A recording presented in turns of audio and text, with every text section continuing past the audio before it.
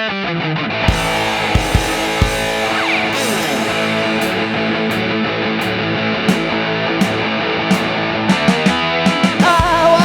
lumped up tonight.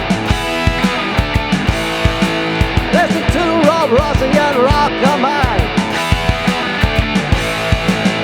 on the only podcast that I'll hear that won't make me wanna rip off my ears. Oh, the Rock Show, the Rock Show, the Rock Show, the Rock Show, the Rock Show. The Rock Show, oh, I want the Rock Show.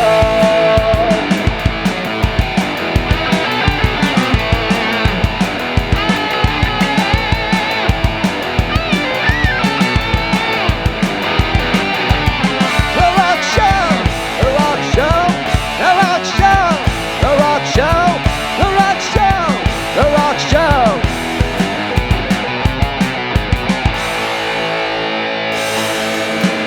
I want the Rock Show.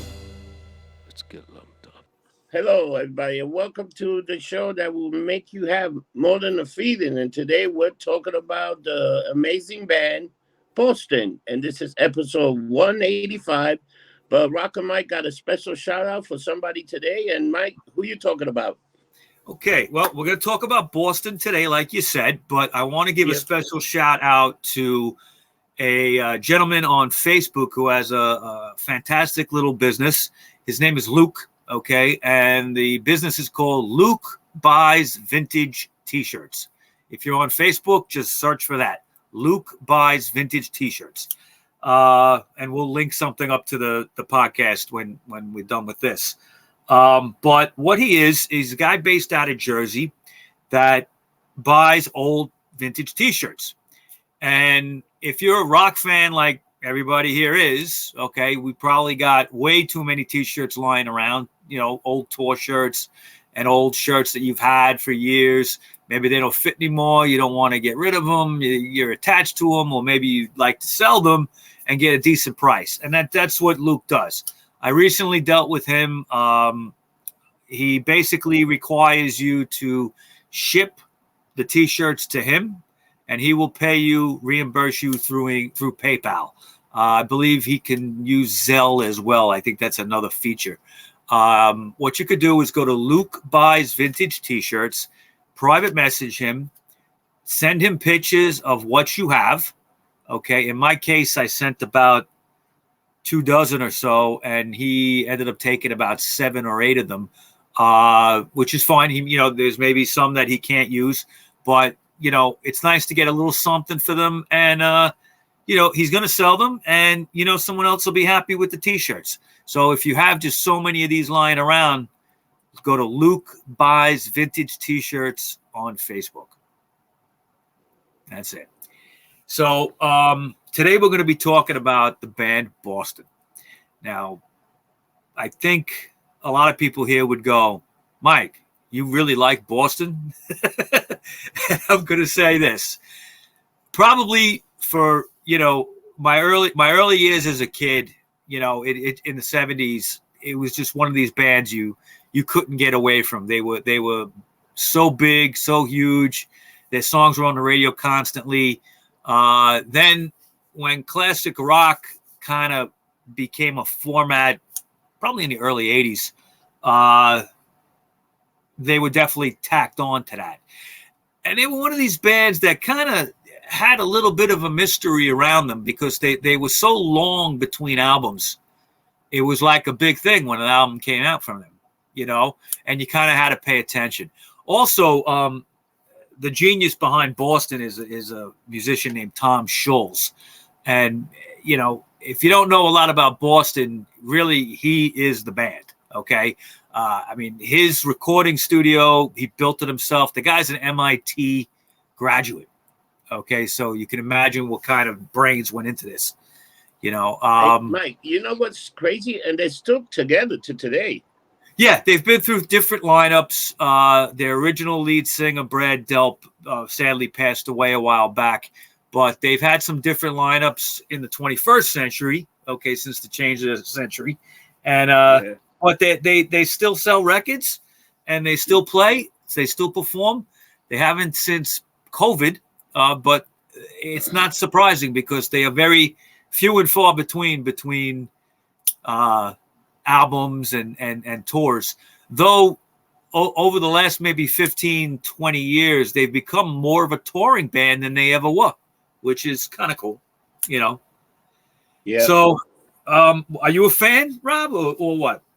You know what? I heard some of their songs. They got a bunch of pretty good poppy, quick rock and roll song, but definitely More Than a Feeling. Maybe Amanda the most heard, you know, that they put on the radio the most. Yeah, I mean, still today, there's the 4 or 5, maybe 6, you know, Boston songs that are in circulation on classic rock radio. I respect them a lot for their production and their sound. There really isn't. If you listen to them, it's such a. And I'm not gonna take credit for this thing, because I did hear Alice Cooper one time describe them in the same way. That they're just, that first Boston record, the debut record, is probably one of the cleanest productions you'll ever hear. I mean, it's like meticulous in every layered upon layered of guitars and everything on, you know. It was almost impossible to recreate that sound live, but they did. They managed to do it. So we got a nice show today, quite a bit of information. I'm ready to start. Now, but I also think that first album was probably the most popular album, right, Mike? They never topped it. It in sales. Yeah, because that album was like, that probably was one of the best produced, cleanest sounding album you could get. Like, if you played it, it's so crisp. Like, there's not too many mistakes. Like, it's pretty damn good. No. I mean, it's kind of my interpretation of rock and roll, because everybody knows I have a punk background. You know, I always like sloppy stuff, the sound bleeding over into the speakers from one to the other. You know, but Boston is like the total opposite of that. But it's done in a way though that you got to go like, wow, how the fuck did they do that? You know what I mean? And Tom Scholz really is like this production genius. You know, I'll be honest with you. I only have the first album. That's all I have. I'm not like a huge fan, but I did want to do a show on them just because they're one of these groups that, and they're not in the Rock and Roll Hall of Fame. No, I don't believe. Okay. And I just think that, I don't know, can you look that up? I don't think they are.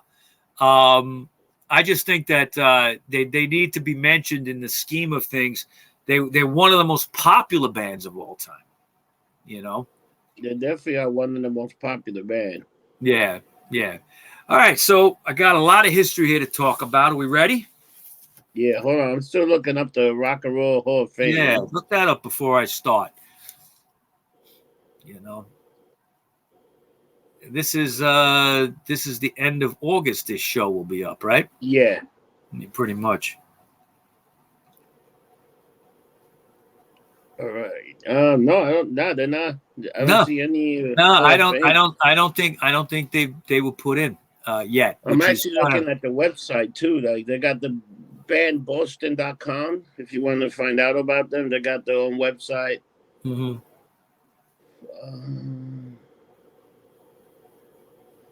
And Tony's still playing with them too. Who are you talking about? All right. Yep, let's start then. They're not. But you know what? That might be up for them in a few years. Yeah, they might have been nominated and just not got in for some reason. Yeah. But it's you would think they would be in, given the way the standards for the Rock and Roll Hall of Fame, which suck. But you would think that they would be in there. You know. Anyway, now so Boston was formed in 1975 by Tom Scholz, who came from Boston, Massachusetts. The band's core members include Tom Scholz, who's a multi-instrumentalist, okay, and also lead vocalist Brad Delp, okay, who sadly passed away a while back, And now there's been several lineups over the years based around these two members. Their hits include, like you mentioned, More Than a Feeling, Peace of Mind, Foreplay / Long Time, Smoking, Don't Look Back, right? And Amanda. That was a ballad. Now, during their long career, Boston has sold more than 75 million records, 31 million of those just in the United States. They have released in total 6 studio albums over their 48 years of existence.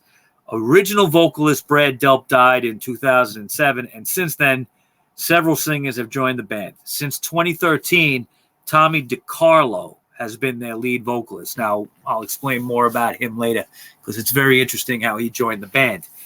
Going back to 1969, Tom Scholz started writing music while he was attending MIT, very prestigious school. That's incredible. Yeah, it's engineering, you know. Yeah. One of his first songs he wrote was called Foreplay, and it was that instrumental track that made the first album.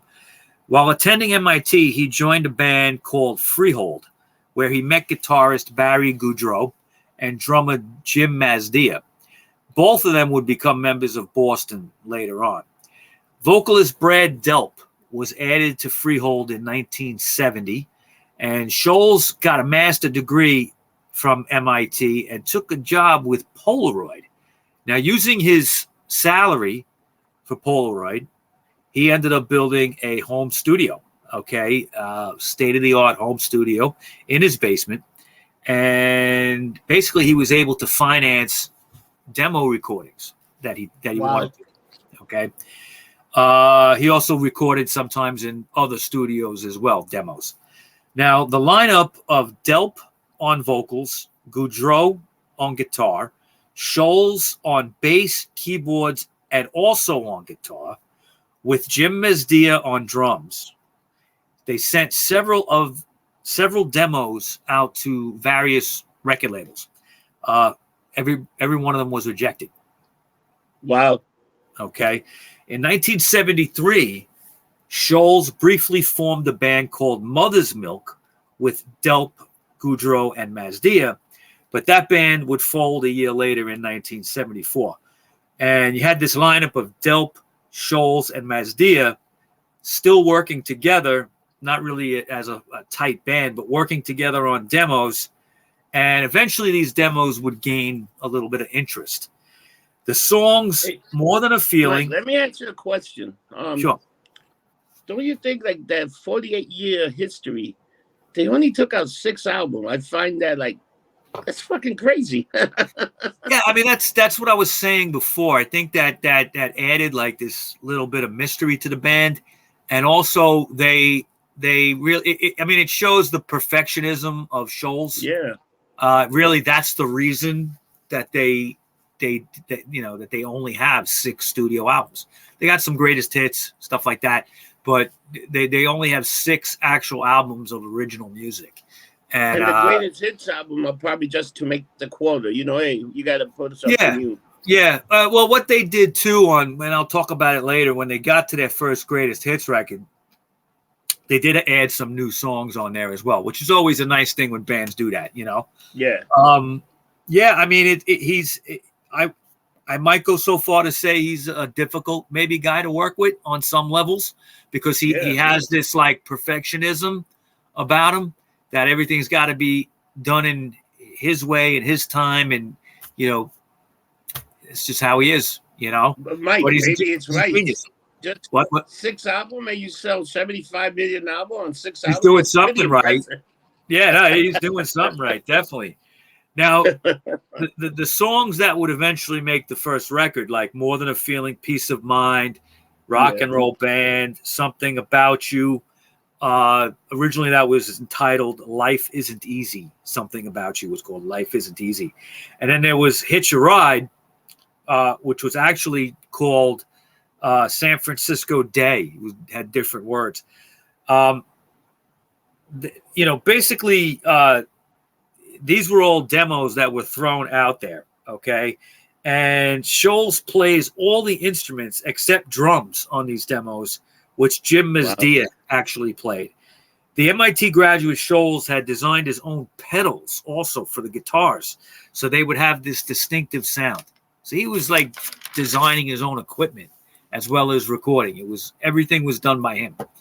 And did he ever produce other people? Good question. I don't think so. But it's possible.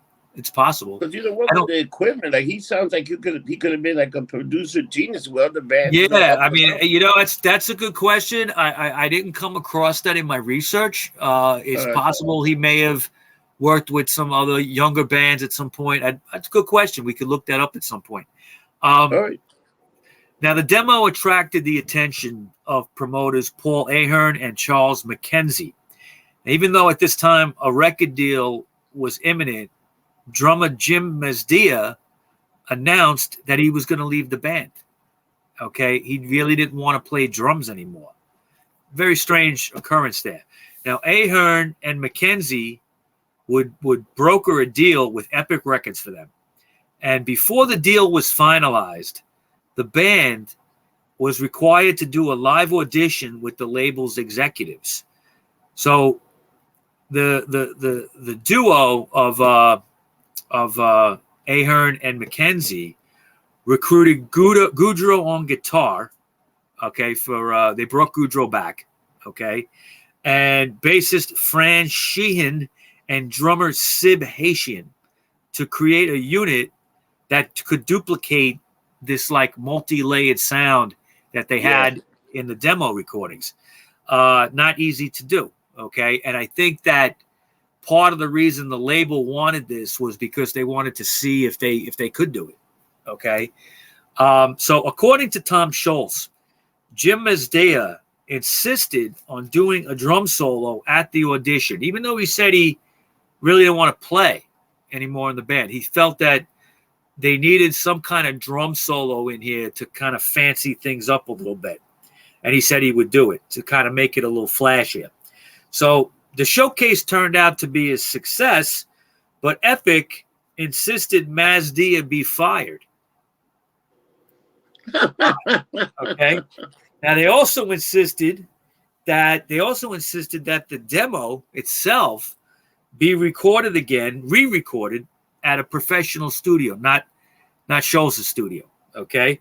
Producer John Boyland would be handpicked for the project. Now he had worked with the Eagles, Linda Ronstadt, and James Taylor out in California. I find that interesting because I think maybe the record label didn't know what to do with the band, because I wouldn't lump them in with a sound like the Eagles or a sound like Ronstadt or James Taylor. That was more of a softer California sound. Boston, okay, they I wouldn't say they were like, I would say they were a little heavier than those bands. Definitely. Okay. You could call them overproduced. You could call them multi-layered, but they're definitely heavier than the Eagles. Okay. Oh yeah. Yeah. Now Scholz didn't want to record in Los Angeles. He wanted to stay back at his studio. So him and Boylan devised a plan to send the rest of the band to LA to record at a studio, and Scholz would record most of the demo at his studio in his basement. Now, Mazdia agreed to play drums on the song Rock and Roll Band, and Scholz played all the other instruments. So what they would do is kind of record in both places, LA and Boston. All right. And the multi-track tapes that Scholz would record in Boston would be sent to LA, where Brad Delp, the singer, would add his vocals, and then the album would be mixed in LA also by Boylan. So it was at this point that the band came up with the name Boston. And it was basically by the suggestions of Boylan and sound engineer Warren Dewey, who was working on the album as well. That's how they came up with the name. Now, when the debut album, just called Boston, self-titled, was released on August 25th, 1976, It ranks as one of the best-selling debut albums of all time in U.S. history. Wow. With over 17 million copies sold. During that summer and early fall of 1976, in those short weeks, Boston was attracting a lot of publicity due to all these sales. Okay, it just took off like a rocket. And it was like hot off the press. Exactly, right out of the gate. So, however, rock critic Cameron Crowe wrote in Rolling Stone magazine that there appeared to be a conscious effort to de-emphasize Tom Scholz as the mastermind of the group. Very interesting, okay, because he really was. And I think they tried to come off. I mean, you never heard much about Scholz. You heard about him, but not a whole lot. So I think they tried originally to kind of de-emphasize his role and make it seem like they were more of a band unit. Okay. Now, after opening for, check out these bands they opened for: Foghat, Blue Oyster Cult, Black Sabbath. After opening for those bands, the band embarked on a headlining tour. That's how fast they took off. They only opened for a couple of bands and then immediately shot out and headlined on their own. And that would be in the fall of 1976 and into the winter of early 1977. In that short time touring, Boston solidified their reputation as a top act in rock and roll to see. They would be nominated for a Grammy for Best New Artist and also be the first band in history to make their New York City debut at Madison Square Garden. It must have been a sold-out show. Yeah, absolutely. Okay. I believe they were headlining at that point. Okay. Yeah. So the debut album spawned 3 hit singles: the famous More Than a Feeling, a song called Long Time, and Peace of Mind. The album spent 132 weeks on Billboard and peaked at number 3. Okay. That's incredible. Yeah. Now, this is for a band that's just starting out, you know. Now, despite developing problems with manager Paul Ahern pretty much right away, being caught up also in the middle of a fight between Ahern and his business partner, Charles McKenzie, and doing most of his recording alone, Tom Scholz completed the second album 2 years after the first album was released, okay, which was a lot of time in those days, okay? You know, the mid-'70s was still a time when bands might put 2 albums out in 1 year.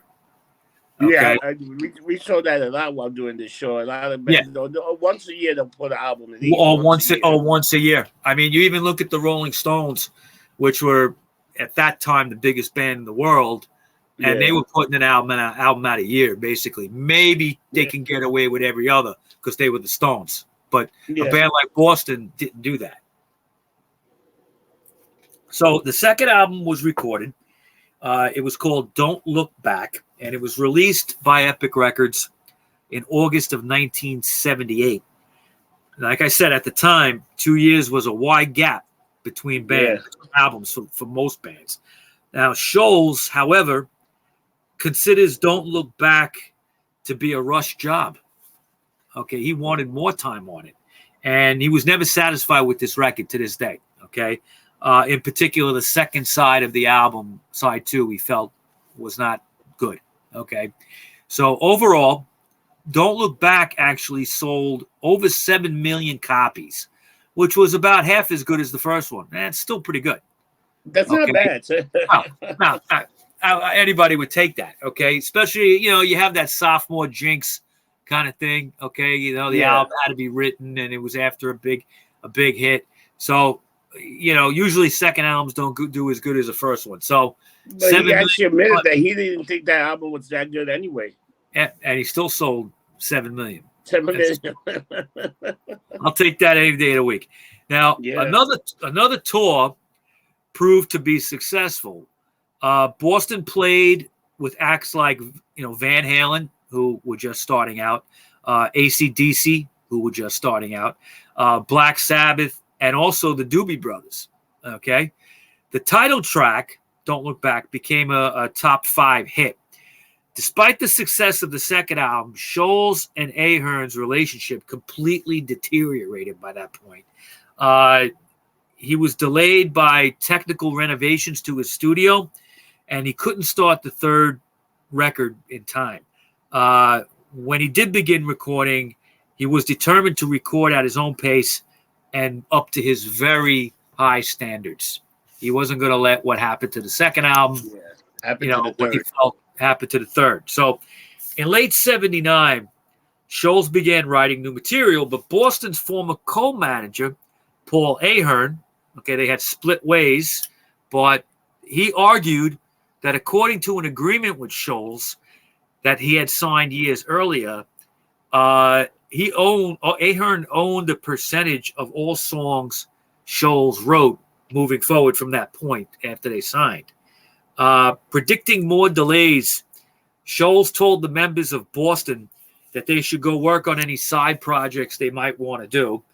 And Goudreau, guitarist, decided to record a solo album at that point that featured Boston vocalist Brad Delp and also the drummer, Sib Hajian, which was recorded with the help of Paul Grupp, who was an engineer and producer familiar with Scholz's studio and his studio techniques. Okay, so what Goudreau was kind of doing was making like a Boston record without Scholz. Yeah, pretty much. I don't know if that's, this creates a problem here, okay? Because the album would be titled Barry Goudreau, just his name, and it was released in 1980 and featured the minor hit single Dreams, and this would create tension right away, okay? What the marketing company for the record label at CBS owned Epic, okay? They kind of, in the advertising, connected the solo album to Boston's signature guitar sound. Yeah. And Scholz had nothing to do with this record, and he kind of took umbrage to this, and he publicly objected to this kind of promotion, okay? And he basically said, I have nothing to do with this, okay? And I'm the sound of Boston, which goes back to what we said earlier, that I think there was a concerted effort to try to de-emphasize that people were like, they didn't know that. So he put it out there that, hey, I actually play guitar on that record, okay? Not the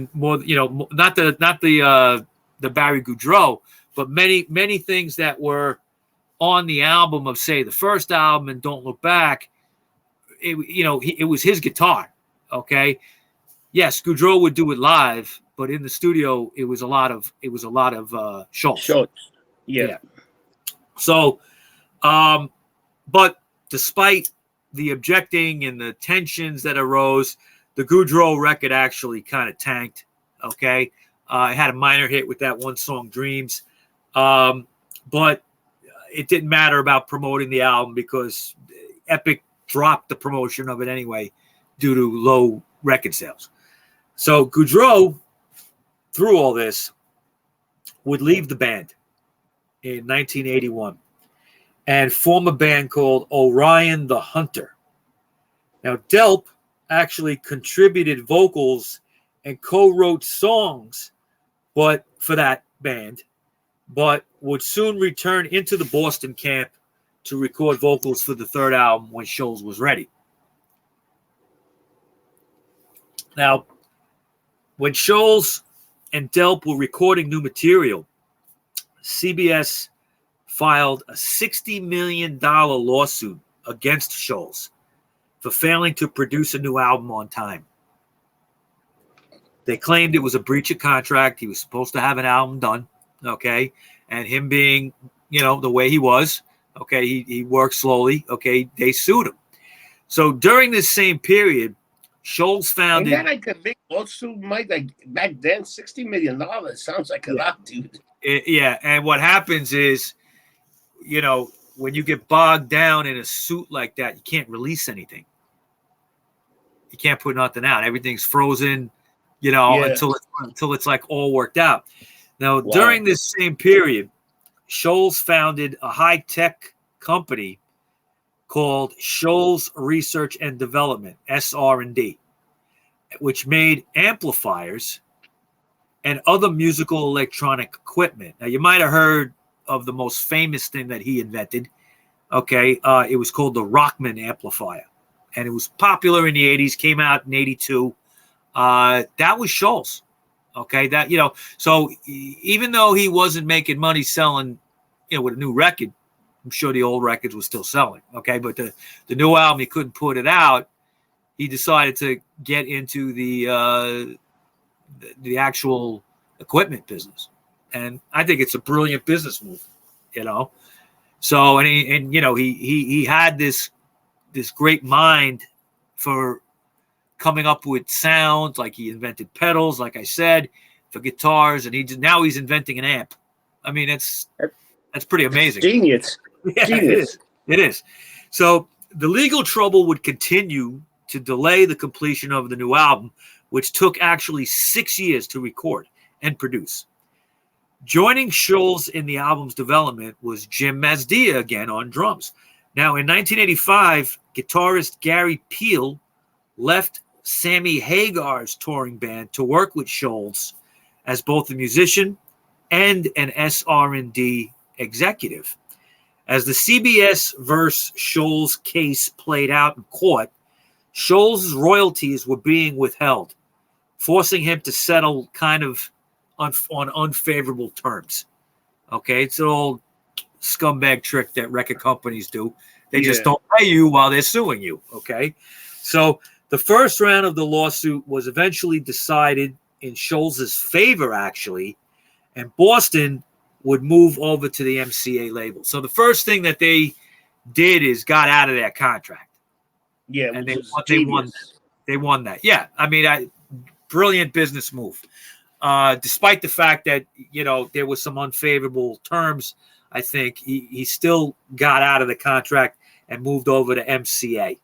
Now, the entire lawsuit would take actually 7 years to run its course, and finally, in April 1990, it would be over, and Scholz would win. He won the case. So, despite all the adversity, progress was being made on the third record, and a tape actually of one of the songs called Amanda leaked out of the studio in 1984. The song then became the lead single when the album, now titled Third Stage, was finally released on September 23rd, 1986. I remember this very well, actually. I was a senior in high school, and I remember this song.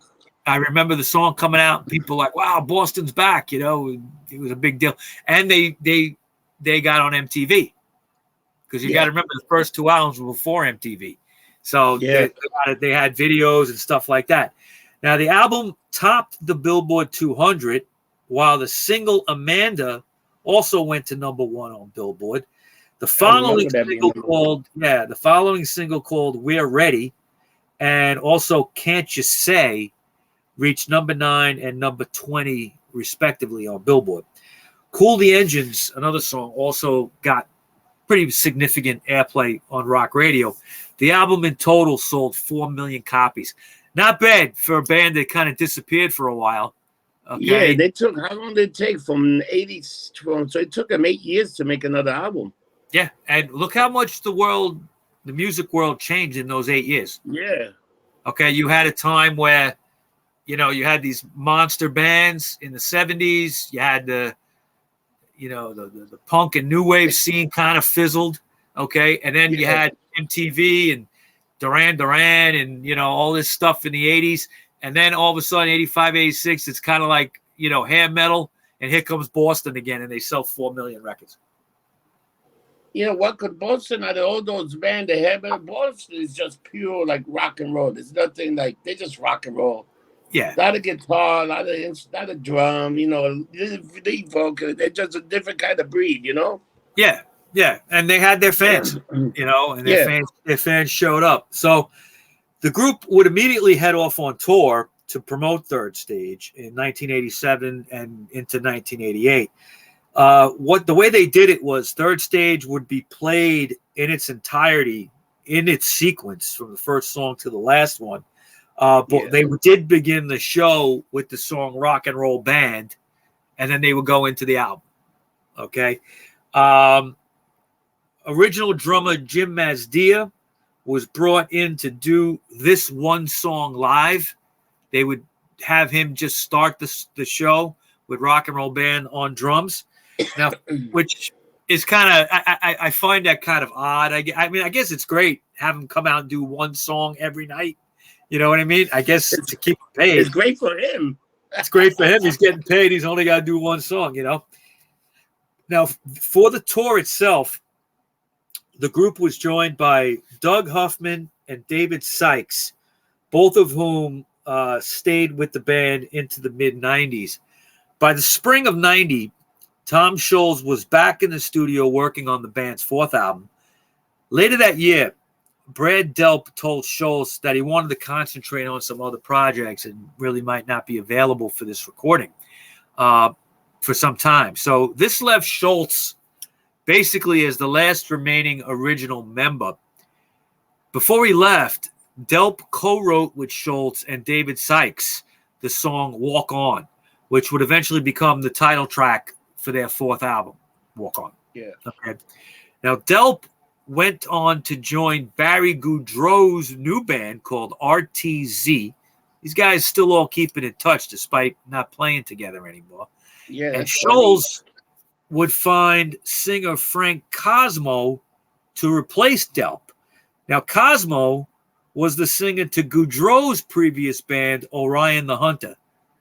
So, in a sense, Goudreau stole Delp from Boston, and Scholz stole his former singer back from him for Boston. It's kind of nice little switch. So, renovations to Scholz's recording studio once again delayed the next record. 8 years would pass between Third Stage and the album Walk On, which was released in June 1994. Wow. 8 years. It would be certified platinum and reach number 7 on Billboard. However, it was the first album by Boston not to go top 5. Walk On produced one hit single called I Need Your Love, and Brad Delp would rejoin the band at the end of 1994. Their first appearance was for 2 benefit shows in December in Cambridge, Massachusetts, at the House of Blues. And the band also did a benefit show for Global Santa and Operation Christmas. The group with Delp back in the band toured in the summer of 1995 with both Cosmo and Delp providing vocals together. Okay, so now they got 2 lead singers. By that time, drummer Huffman was replaced by a guy named Curly Smith, who was previously in a band called JoJo Gunn. Now, following the conclusion of the Livin' For You tour in 1995, that was the name of it, Scholz announced the next project would be a greatest hits record. Boston would then release Boston Greatest Hits in 1997. The album featured all of the band's hit singles except We're Ready, Can't You Say, and I Need Your Love. 3 new songs were included: Higher Power, Tell Me, and an instrumental version of the Star Spangled Banner. So people got some new stuff on that Greatest Hits. Yeah, that's not bad when he can do that. Yeah. Now, Scholz would head back into the studio in 1998 to record their 5th album, eventually titled Corporate America. The title track was uploaded by Scholz to mp3.com. Now we're into the internet age, okay? And they did it under the pseudonym of Downer's Revenge. Okay, they didn't say it was Boston. Cool. Yeah. Yeah, that's kind of cool. Yeah, in early 2002. And basically they did it to test a younger demographic if they would like the song. Interesting, right? Okay. Yeah, no, that's brilliant. Yeah. So, I mean, if you think about the way the industry had changed since their last record 8 years earlier, I mean, these guys still, there's a lot of time between records, and it just seems that the world just advances, but they kind of keep up somehow. Okay. Yeah, And that's brilliant. Like, imagine thinking of making an MP3 and put it up. That's like, who thinks like that? yeah, and just to see what would happen if younger people would like it. I think they didn't know, because if you think about it, like I said before, the world changed, but like they've been through grunge, and then I don't know, rock and roll is pretty much dead after grunge as far as being in the top 40. So what do you have? Britney Spears, they're up against in 2002. Yeah. So the song would reach number 2 on the progressive rock charts for that website, mp3.com, and it would reach number 2 for 2 weeks in a row. So in November of 2002, they released the album Corporate America on the independent label Artemis Records. Now, this album featured the largest Boston lineup ever. You had returning members Brad Delp and Frank Cosmo. They were playing rhythm guitar and sharing the lead vocals. Scholz played lead guitar and keyboards. They had Gary Peel playing guitar, along with new members Anthony Cosmo on rhythm guitar, Jeff Neal on drums, and a female member named Kimberly Dom on bass. She also played acoustic guitar and sang. Okay.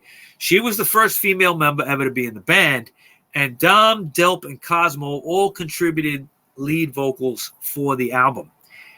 In 2003 and 2004, Boston toured nationally in support of the album Corporate America. And later in 2006, the first 2 Boston albums appeared in remastered form for a new generation of fans out there. Okay, they remastered their first 2 records. That's pretty cool. Unfortunately, tragedy would now strike the band.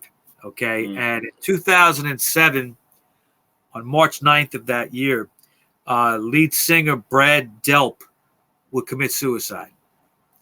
He died at his home in Atkinson, New Hampshire. Police found him dead in his master bedroom with several notes scattered around the house for whoever would find him. In the bathroom where he died, they found 2 charcoal grills on the bathroom fixtures, and the doors were sealed with duct tape and a towel underneath. He was first found by his fiancée, who noticed a dryer hose attached to his car in the garage. So the medical examiner reported the death as a result of carbon monoxide poisoning. Yeah. Delp's last concert was performed at the Boston Symphony Hall on November 13th, 2006, at a concert honoring football player Doug Flutie. Wow. Okay, that was the last show he ever did. Boston would want to organize something for him. So what they did was they organized a benefit show on August 19th, 2007 in honor of him, titled Come Together, a tribute to Brad Delp. And it was held at Bank of America Pavilion in Boston. The concert included several bands, one called Ernie and the Automatics, a band called Beetlejuice, spelled Beetle like the band. Yeah. Fahrenheit, the band Extreme. Godsmack played. RTZ and Orion the Hunter, and the most recent version of Boston played. All the living members of the band were invited to perform. The singers for Boston included Michael Sweet of Stryper, former band member Curly Smith, band member Kimberly Dom, and a Boston fan from North Carolina named Tommy DiCarlo. And he was chosen because he had recorded some excellent performances of Boston songs on MySpace. Wow. Okay. That's so pretty cool. I mean, it's one of those, there's a couple of bands that have done this. They've taken, fans and made them the sit. Judas Priest did it. Okay. Yeah. There was a fan that was just so good that they put him in the band. Okay.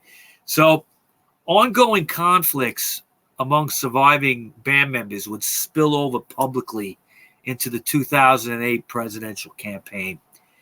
Barry Goudreau, appeared on stage with Mike Huckabee and played with him at some rallies also in New Hampshire. Huckabee was using the song More Than a Feeling as a campaign theme song for the Republican ticket. Scholz, who is a self-described Obama supporter, sent an open letter to Huckabee in February of 2008 stating that Boston hadn't endorsed a candidate, that he never authorized the use of More Than a Feeling to Huckabee, and that he and Nat Goudreau actually plays all the guitars on that song, as well as most of Boston's songs on their albums. Okay? So Huckabee gave in and stopped using the song in the campaign. In the spring of 2008, Scholz and Michael Sweet introduced a new Boston lineup, which did a North American summer tour, playing 53 dates in 12 weeks. That's a pretty heavy schedule. Okay? Yeah. Now, Michael Sweet would share vocals with Tommy DiCarlo. Okay? They brought this guy into the band from MySpace. So, in January of 2009, the Greatest Hits album was re-released and remastered.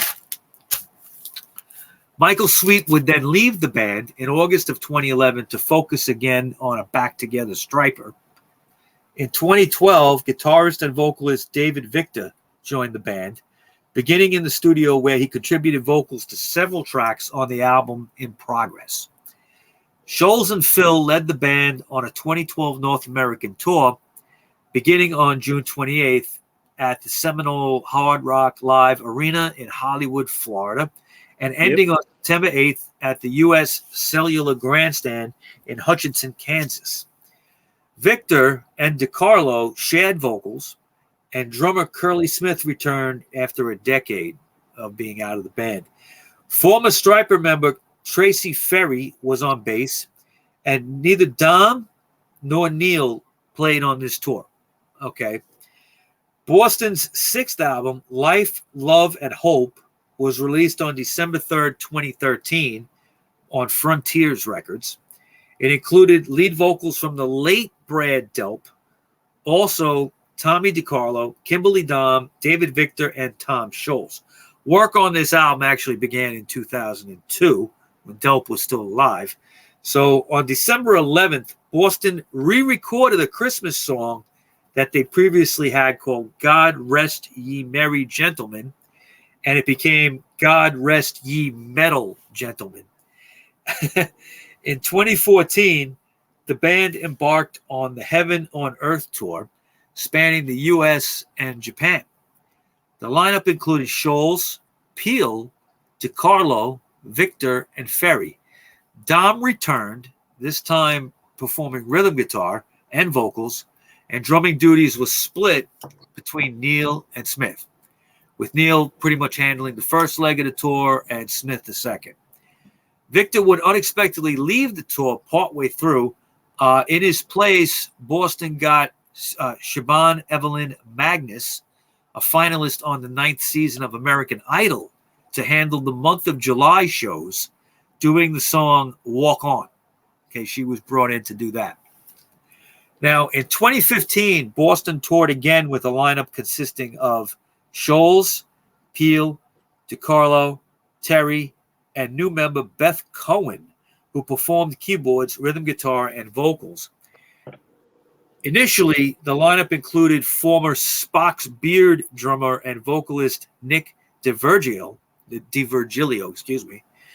for its first month of shows. However, Neil returned to the band, and DiVirgilio was decided he really wasn't right for Boston, so he got the boot, okay? And Smith also returned to share drumming duties with Neil. The 2016 tour marked the group's 40th anniversary and included shows in Boston's Wang Theater, their first full performance in their hometown since 1994. Wow. Yeah. That's incredible. Yeah. Now, unfortunately, tragedy would strike the band again on March 22nd, 2017, when former drummer Sib Haitian collapsed and died on a Legends of Rock cruise ship. 1 month later, Tom Scholz announced an upcoming 7th studio album, and to this point, we're still waiting for it. And that's pretty much all I got for you. I do want to mention that what a history, man. Yeah, it's a great history, fascinating. And you know what? Nobody really left because they're on bad terms. People just like they've been going on so long that they just had to replace people because people are just getting old. and also, I think that they would go on with side projects while Scholz would hammer out what he needed to hammer out in the studio. One thing to mention though is a very prominent theme within Boston is that guitar-shaped spaceship on the album covers. Okay. Yeah. Now, it's what's called they call it a generation or a colony ship. Okay. And it has like the city of Boston, if you ever look at it, like in a dome. Okay. Oh, yeah. Right.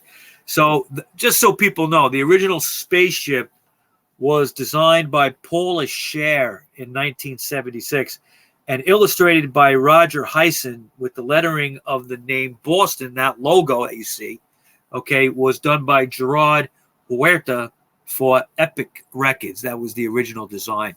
So that's always been a prevalent, right? That's always been a prevalent theme in their album covers is that spaceship. Yeah. So that's the history of Boston. What do you think? What a history, man. And we're still waiting on another album, and God knows how he's going to release that. It's been 10 years. Every time it's a little bit longer, right? Yeah, you know what the problem is? He'll release the album, and they'll probably go on tour, and I guarantee you they'll do sold-outs everywhere. I'm sure they will. You know? Yeah, I mean, it's amazing today how some of these live acts still can draw, Yeah. But it just we've talked about this. It just shows that people are dying to see live music. Some of them don't care if it's only one original guy in the band or whatever. They just want to hear the songs, the famous songs that you don't hear on the radio anymore, or you were too young to see, or you weren't even born yet, really. Okay, and it just shows that really there's like a need for live music again. I don't mean to get on a soapbox, but it's like there's just, I don't know, music is in just such sad shape. You know what I mean? Really? Yeah, live, people time for it. Yeah, it's time for it. But all right, so Rocker Mike, how can we drop you a note or send you an email? How do we reach out to you if we want to? Okay, you can find me on social media. I'm all over the place. I'm on Instagram as Rocker Mike 212. Same with Twitter, Rocker Mike 212. I am on Facebook as Rocco Mike, ROCCO Mike. And I'm also on Facebook with the Rockshow podcast group page. Go on there, check it out. That page has been growing a lot more lately. It's doing well. I post stuff every day on there about bands and news and things like that. Join the group, participate. I'm also on Cloud Hub, MeWe, True Social, Getter, all under Rocker Mike. So what about you, Rob? And you can find me on Instagram, Facebook, and X, formerly known as Twitter. It's X right. now. I forgot about that. Twitter is now called X, yes. It's called X. And you can also find me on the Instagram, the Thread, which is pretty good. It's also like a version of Twitter, but it's just the Instagram one. And Facebook. So pretty much reach out to me at any of those platforms. I'll get right back to you as quick as possible. And it's like you guys all know, we're taking a September hiatus. We'll be back in October with some new shows. I think the first show is gonna be what we talk about, Van Halen. I think we're gonna do a show on Van Halen and maybe Motley Crue for October. Of course, the Van Halen will be relegated to just the David Lee Roth years because that's all I give a shit about. Sorry to the Sammy Hagar fans out there and whatever, but that's all I care about. Sammy Hagar was a whiny little bitch. Fuck him. Yeah, I heard that inflation is so bad now in gas prices that he really is driving 55. All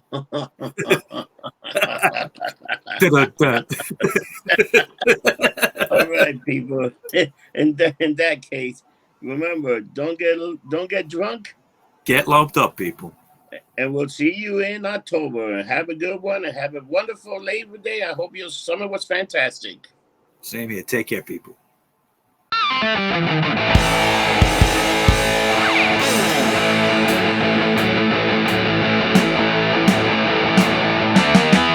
I wanna get lumped up tonight. Listen to Rob Rossi and Rockman. On the only podcast that I'll hear